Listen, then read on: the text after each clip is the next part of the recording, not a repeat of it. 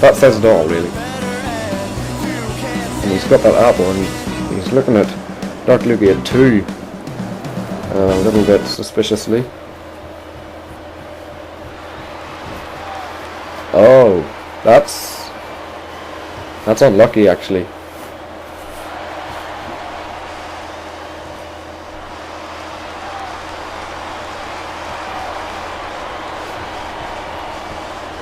What?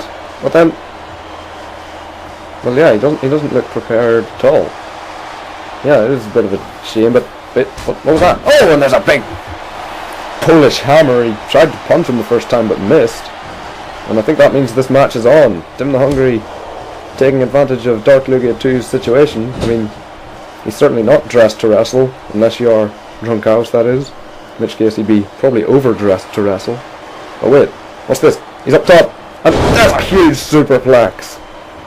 And Dim the Hungry has got to be feeling the pain from that. I mean, after all, he did have a superplex. Wait, he's going for a quick roll up. 1, 2, and he kicks out. As I was saying, Dim the Hungry was hit by a superplex shortly before the end of his unforgettable match, and it's a devastating move. I mean, trust me, I know.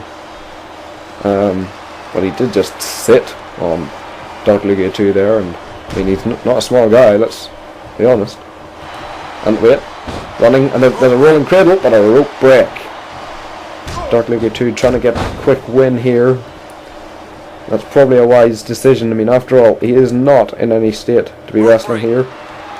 But he keeps getting unlucky with these rope breaks, and Dim the Hungry, I think Dim the Hungry is prepared here. I mean, he will have stretched. He will want to have this title opportunity at Whiplash.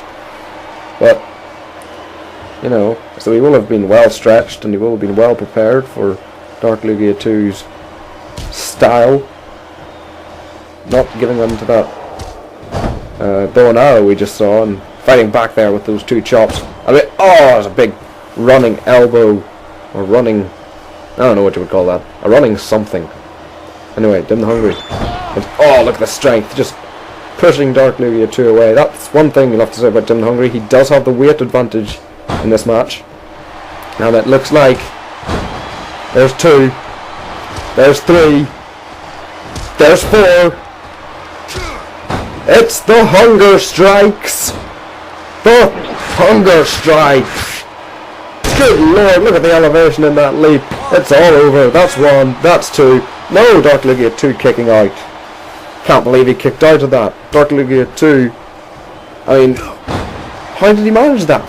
He's exploded right back in with that clothesline, that elbow drop. And Dim the Hungry, he's got to be 400 pounds at least. At least. And yet, he managed to kick out of the Hunger Strikes. He's a braver man than me, and now he's got that Dragon Sleeper in. And you get the feeling that Dark Lugia 2 will be hurt. I mean, he had a 400-pound man body splash him. And he's going to want to wear down Dim the Hungry as quickly as possible and get the win as quickly as possible. I mean, there are no ifs or buts about it. Oh, look at the strength. Pulls him over his head with that huge belly-to-belly suplex, and wait, he's locked in that step over toe hold sleeper. He had that move locked into PGI, and I think this is the move. Wait, no, he's let go. He's Dim the Hungry. Well, that's not. Oh, Kieran will be happy about that. I mean, that's probably, if this submission match at Whiplash is apparently going ahead now, and that's the move Kieran will have to be most worried about. There's a tiger suplex, good strength. But that's the move Kieran has to be most dangerous about, and yet Dark Lugia 2 is yet to get anyone to submit to it. And indeed, Dim the Hungry barely looks phased. He's right back up. Wait, there's a counter from Dark Lugia 2, and he goes for that punch and misses. And then the second one's countered. And Dim the Hungry coming back. I mean, Kieran has forced someone to submit to his finisher so far, and a huge leap off the top rope from the huge man that is Dim the Hungry. Uh-oh. He looks all fired up. Look at those punches, and it's like got on him, and there's pounding away at the head of Dark Lugia 2. And just look at the headbutt, punch, punch, and gets off. I think it's just a little bit tired now, but Kieran will be happy with this. His big face buster, but his finishing move does work on the head, and if Dark Lugia 2 is feeling the effect of a head injury, then it will be easier to make him submit. And a leaping leg drop sort of kick thing, same thing we saw Master Dingley do to Drunkaus earlier in the night. Oh, and a big drop kick to the running Dim the Hungry. He's a big man, a big target, and there's that leg drop kick thing again. Dark Lugia 2 going up and coming off.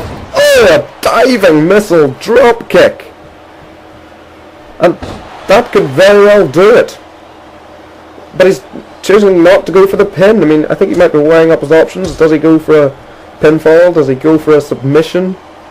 I mean, going for a submission might give him a psychological advantage over Kieran. But equally, he doesn't want to be out here for much longer. It's been a very long match so far. And Dark Lugia 2 not dressed to compete. He probably hasn't stretched. He probably isn't hydrated. And he will want to get out of here as soon as possible.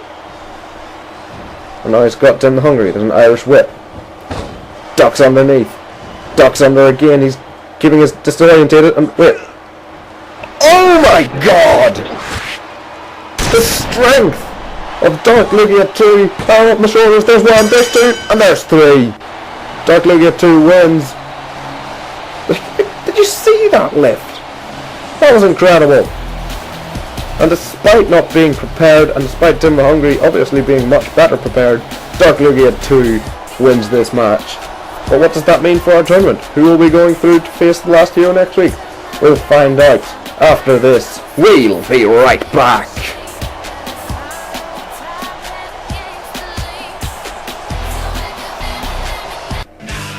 Welcome back to ScrollsDown, everybody. We're getting ready for our third match here tonight. We were only originally scheduled to have 3, but after Dark Lugia 2 decided to pull out of the #1 contendership tournament, Master Dingley has decided to rearrange it. And so instead, it's going to be this guy, Warts 8882, taking on the General Manager, Master Dingley.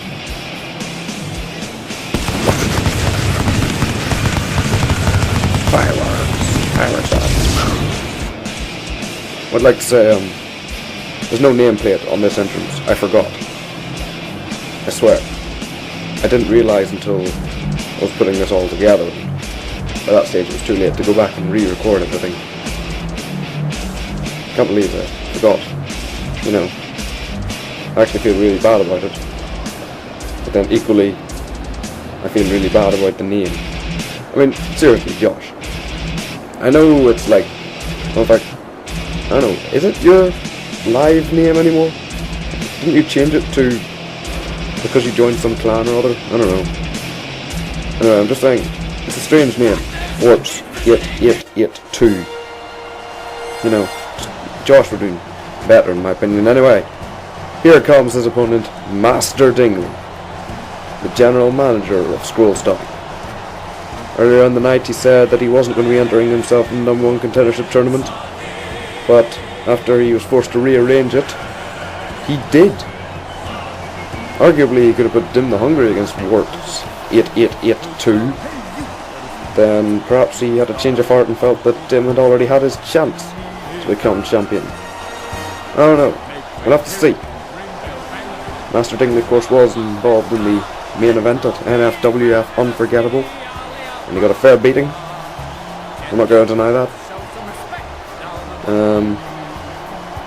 The real life Master Dingley gave me a bit of a mouthful for it, but anyway, what's he going to do about it? He lives miles away, across the sea, and he doesn't look like that. Anyway, looks like we're about to get underway here as they butt heads, and the referee starts the match. And Master Dingley going for a right hand, but instead he gets punched back by Warts. I'm just going to call him Warts, by the way. There's no way I'm going to refer to him as Warts 8882 or 8882 or 8882 or anything like that.